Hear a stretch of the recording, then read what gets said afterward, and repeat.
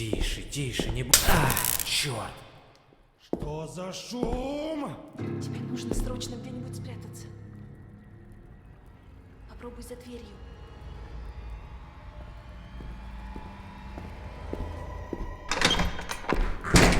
Что за шум здесь был? Простите, я случайно облокотилась на горячую трубу и обожглась.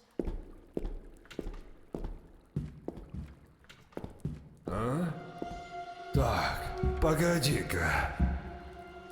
Здесь кто-то был?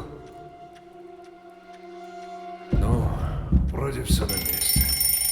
Ну что, пришло время покончить с этим.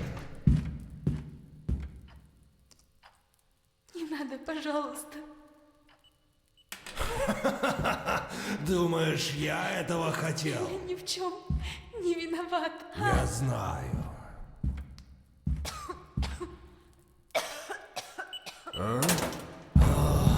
Ах ты подлец!